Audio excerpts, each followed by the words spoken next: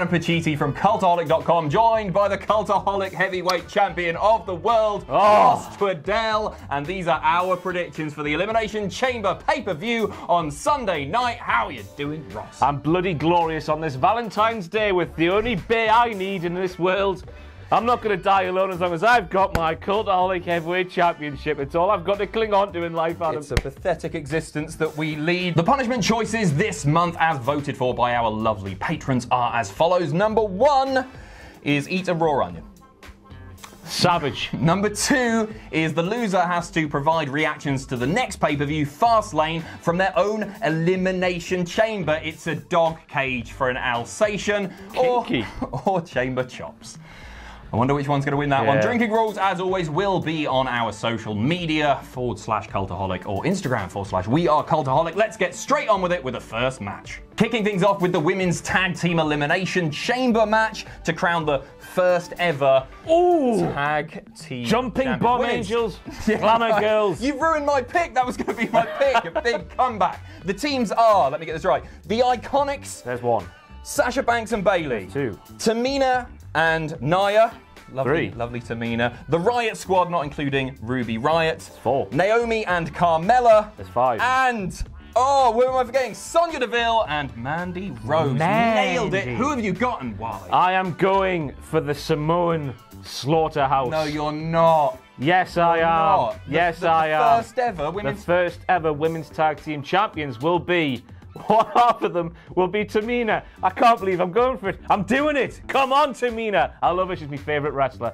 Anyway, I think this entire build to the women's championship, tag team championships becoming a thing, has been centred around Sasha Banks and Bayley going, this is our dream. This is what we fight for. We've always wanted this. We've dreamt of being tag team champions together forever. I think one of them, hopefully, in my opinion, Bayley, will turn on Sasha and they'll capitulate and Tamina will swoop in there and claim the women's tag team championship. Tamina over Nia? You think Tamina is going to be, Tamina the spotlight is well and Nia will be just sunning herself in the pod and Tamina will do all the dirty work for her. That's how good Tamina is. Out of interest, why Bayley over Sasha? We know Sasha is a terrific heel. That's why. Okay, because I don't know what to expect from Bayley. Watching Raw every week when Bayley appears, it's just like the sort of golf clap. There she is. Yeah, agreed. So they've made a mess of Bayley, unfortunately, so I'd be interested to see her turn heel. First night on Raw next week when she is a heel, just knifes those inflatable Bayley buddies with an actual knife, kills them, stabs, or she could just pin them, like prick them with a pin. I think they would stay. Yeah, it's a nice thought. It completely contradicts my choice, which is Bayley and Sasha. I agree that a heel turn is going to happen sooner rather than later, but I'm taking Bayley and Sasha because I think that's going to happen at WrestleMania. At WrestleMania? Yeah, you know, Tamina and Nia, don't get me wrong, they've been friends on TV for a while, but they don't feel like a proper team. That's just because Tamina's so overpowering when they're in the shot together. Yeah, all the charisma.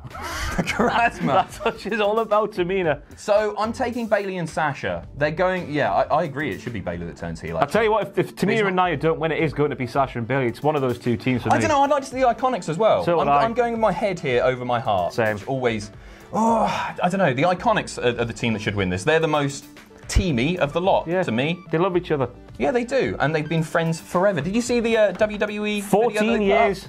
Aren't they wonderful together? Yeah. You got to be joking me! Oh, we made it that long, but there you go. Tamina's going to bring it home. And next up for the Cruiserweight Championship, probably on the pre-show, but you know, at least they get a bit of time, don't they? We have Buddy Murphy, the champion, the Juggernaut, against Akira Tozawa. Who are you taking and why? Buddy. Same. He needs some new competition, I feel. He needs something, At this point, I'm really hoping that there's a debut soon in 205 who's going to pose a real threat to Buddy. I love Buddy tremendously. But, I've seen it before, not that bothered about the match. It was a great match, as always. We always say, quite often, they're always match of the pre-show, not always match of the night. But yeah, I can't see Akira Tozawa being the one to conquer Buddy Murphy. Who have you got in mind? Buddy, and for one reason, Akira Tozawa mentioned Neville, not by name, but he mentioned Neville on this week's 205 Live, so therefore he will be fired after Sunday's match. Next up, it's a match that I wish wasn't a match. It's Braun Strowman versus Baron Corbin. It's no disqualification. That stipulation was added, I believe, on Wednesday, yesterday. Who have you got and why? Baron Corbin. Really? I'm praying. The no DQ has thrown me for a loop. I believe Drew McIntyre will get involved in this match because that's the new hip-hop and happening tag team in WWE today. He will get involved and cost Braun the match, hand Baron the victory. What that will mean, I don't know. But then at WrestleMania, we will see Drew McIntyre against Braun Strowman. That's where the genesis for that match will be started on Sunday. That is my thought. I personally just don't care. I don't care. I don't care. I've got an interesting stat for you though. How many one-on-one matches have big baldy bastard Baron Corbin and Braun Strowman had together? 6. 1. Really? One singles Why match. does it feel like so? Just because other people have been involved all the time? It feels like they've had a million, but they've had one, and that was at TLC. It certainly does feel like. And that wasn't even a singles match technically, because everyone got involved. I don't know what they're doing here. It's just to get Braun on the card, I guess, because he's popular. Yeah, absolutely. Yeah. No, he should be on the card, but he shouldn't be in this match. It's so thrown together. I don't care, but I'm taking Braun. I think the no DQ thing is to throw us off a little bit. There's going to be interference. We're going to see Drew come down for sure. We might see Lashley and Leo come down. Who knows? Who cares? I'm taking Braun because it's going to look like he's going to lose because of all of the interference. Then he's going to lay all of them out. Running power. Yeah, exactly. He's a big, beardy, Tinder. What? Not seen his He Tinder hit you up, profile. has he? Yeah. Oh, I like a bit of AJ, hasn't me? That's what Braun Strowman sounds like. Anyway, Yeah. Corbin's bringing it home. No, Braun. Corbin. Ooh. And next up for the Raw Women's Championship, we have Ronda James Cuthbert Rousey. Yeah, put my teeth in against Ruby Riott. Do we need to? Should we do it on 3?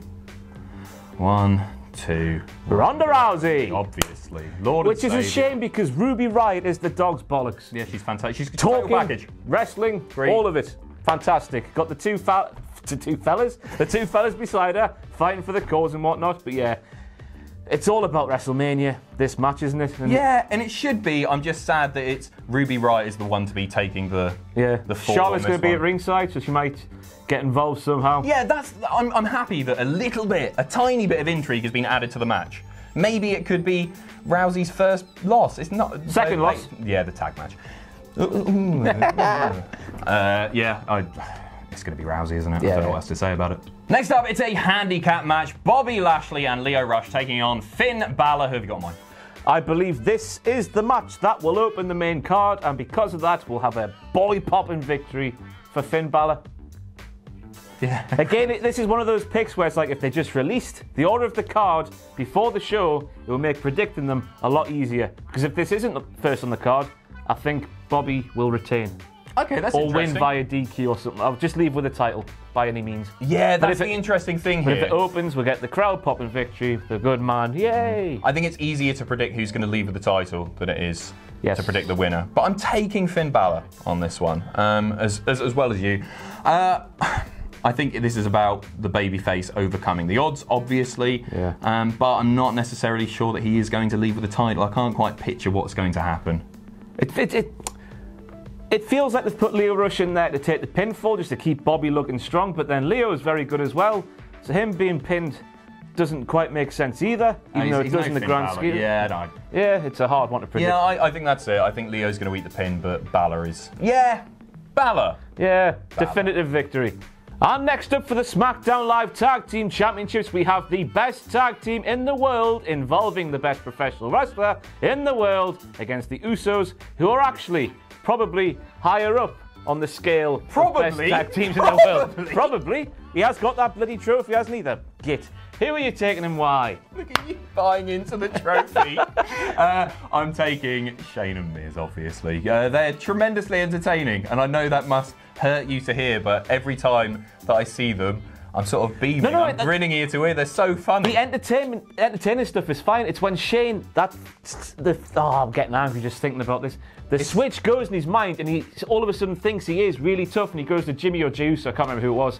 I'm going to hit you so hard, your brother feels it. That wasn't drenched in irony, was it? That was just him trying to be a hard man, and it's just, oh, you're an old 49-year-old man. Just go away. But you're going to win on Sunday, Shane. How's it going to happen? Look to you. Shane will beat them both up like they did at the Royal Rumble. I think it's single-handedly. It's going to be a very clean win. Yeah. I honestly think that. I feel sorry for the Usos in this position once again. I don't think we'll see a shooting star press though. Nah, it's not worth it. Not Elimination Chamber. I do think this will be the start. This will be the last clean-ish victory we'll see from Miz and Shane, because now the problems will start, because I want to see Miz use Shane to get to the championship, the World Championship. I don't think that's going to happen. I think they're going to have a WrestleMania match. So this week on next week on SmackDown, the problems will start. They'll start unraveling, and then at Fastlane, they'll lose the titles to whoever. I don't know who. And then that's where we'll get the WrestleMania match. I agree. I think the breakup probably happens post Fastlane. I think it's a bit too soon. We're going to have a big, decisive win for them, and they're going to continue celebrating. I think it's too early to start the... Maybe they get too pissed on SmackDown this week, and somehow, I don't know, Shane phones Maurice and does say something bad. Maybe. I'm also taking, Miz and Shane. Yeah, it's going to happen. I'm fine with it. Are you? Fine with it, yeah. Fine. You're sweating, Ross. I know I am. Next up for the WWE title, and I cannot wait for this match after Tuesday night. What a way to build to this one. You are excited, I know, aren't you? genuinely. It's not even just about Kofi showing a magnificent performance. It's just going to be brilliant. All of these guys have such great chemistry. It is for the WWE title. It's the Elimination Chamber match. It's Daniel Bryan versus AJ Styles versus Jeff Hardy versus Randy Orton versus Samoa Joe versus Kofi Kingston replacing Mustafa Ali. Poor Mustafa, but I don't care because Kofi's brilliant. Who you got, why? The right thing to do, Adam, is just to put the trophy, I said trophy there, still on the bridge, put the championship on Kofi Kingston. Let him have it for a number of weeks. Let Daniel Bryan win it back at Fastlane, and then Bryan goes on to WrestleMania. But they won't. I think Daniel Bryan will rekindle the spirit of whatever year it was a few years ago when he did the same thing in the Elimination Chamber. He'll enter last and he'll win. And what's more, Adam, I think he will face John Cena at WrestleMania. My Royal Rumble thing is still in the bag. Do you reckon? Yeah. Apparently, Cena is filming N-Dubs documentary-style autobiography. I think he was filming with N-Dubs. You know, they've done Fighting With My Family for Paige. They're doing Playing With Fire for N-Dubs. That's the film John Cena is filming up until April the 1st. He then has a 6-day holiday, which includes WrestleMania, obviously, and that's the little gap he needs to appear at WrestleMania. Wait. There's a biopic being made about N-Dubs. I don't know. I've just jumped to that conclusion. Okay. John Cena is making a film called Playing With Fire. Playing With Fire, for UK people will know, was a massive hit. A huge hit. Nana involving N-Dubs back in the day. So I've put 2 and 2 together and came up with 7. Okay, so I'm putting Kofi Kingston in... Well, sorry, I'm putting Mustafa Ali in the position of Kofi Kingston. I think that was Mustafa Ali's spot. I think the exact same was going to happen, but with Mustafa Ali. If it was Mustafa Ali going into the Elimination Chamber, I don't think he would be winning the WWE title. It's too early. Yeah. So I'm sort of using that to say that it's not going to be Kofi. It will be Kofi and Bryan in the ring for the final 2. That's what absolutely should happen. But he's not going to pick it up, and nor should he. Because I don't want to see. I don't mind if he's a transitional champion. He deserves a world title for sure. I just don't want to see it here. I don't want to see it yet. I want them to give us a decent long storyline. Remember when Santino was in the Elimination Chamber? Yeah, he won. It's going to be that level of fan investment. And then somehow Rowan's going to get in. Maybe Harper will come back and he'll join the fray. And it's not going to be Kofi this time. I'm with you on Daniel Bryan. I wouldn't be anti-Bryan versus Kofi at WrestleMania. At all. Now you're saying it, yeah. And I don't think he has to split from the New Day either. No, he doesn't, no. It's doing my head in all of these people who are saying, oh yeah, it's got to be a heel turn, Big E's got to turn on them or whatever. No. Just support him. They did a lovely YouTube interview after SmackDown this week where Big E was like, look at this man here. Yeah. He's a legend. He's not just a gimmick, a salesman. Yep. He's a good wrestler, damn it. He's fantastic. I don't know. A good wrestler. Yeah, so I'm going to take Bryan on this one. Wouldn't be upset if it was Kofi. But it's going to be Bryan. Yeah, it's going to be Bryan. So those are our predictions for Elimination Chamber on Sunday. Let us know your predictions in the comments below. The Cultaholic Heavyweight title is on the line. I'm getting nervous now. Are you? You've made a couple of sort of odd choices. I've put money on Tamina. Please say you've literally put money on Tamina. No, this is all the money I have in the world here. What am I doing here? Okay? I'm painting a sorry picture of myself. Just another Valentine's Day alone. See you on Monday.